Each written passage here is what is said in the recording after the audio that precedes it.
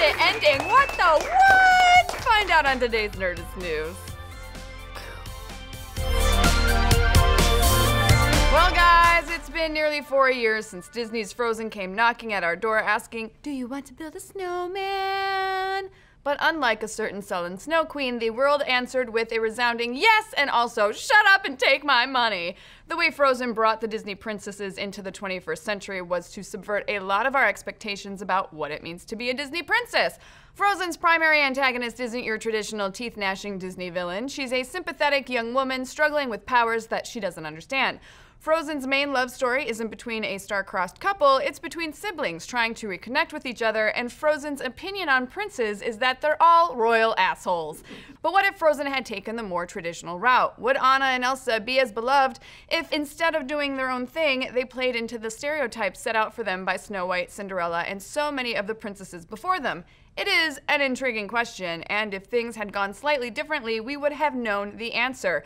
In a recent interview with Entertainment Weekly, Frozen producer Peter Del Vecchio revealed details about a version of the movie that almost made it to production, and it wasn't quite the feminist fairy tale that the whole world fell in love with. Now, it's pretty common knowledge that Disney had been tinkering with the big screen adaptation of Hans Christian Andersen's The Snow Queen, the story that inspired Frozen, since the early 30s.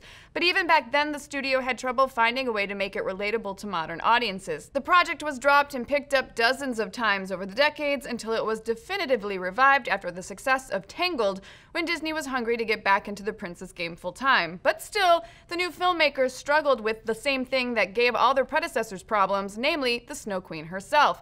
In the original Andersen story, she was a villain and no one could figure out a way to make that work. But that didn't stop them from trying. In the interview, Del Vecchio claims that in the original screenplay for Frozen, the one that came very close to getting made, Elsa was still a straight-up evil queen, and the differences didn't stop there.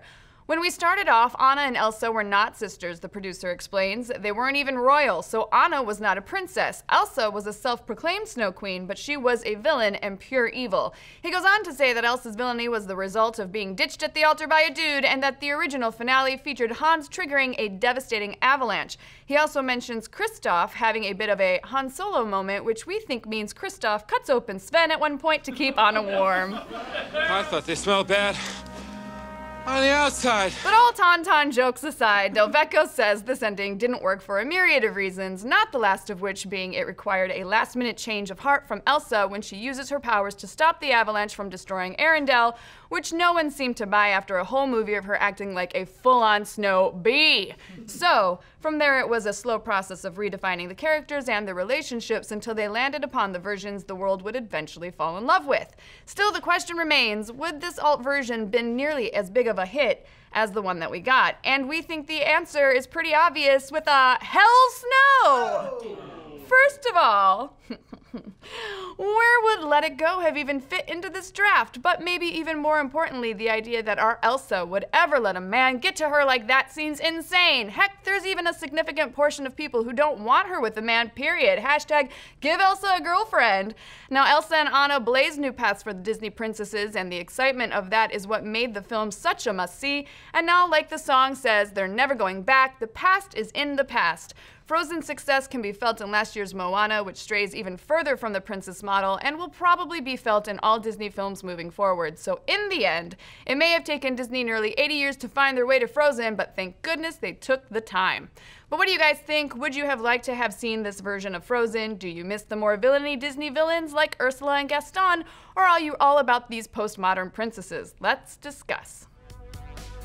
Are you a big Kung Fu movie fan? Well, if you are, you'll want to tune into Alpha tonight at 7:30 p.m. PST, where our own Dan Casey and Kyle Anderson are hosting the screening 5 Deadly Venoms. Sign up for a free 30-day trial over at projectalpha.com.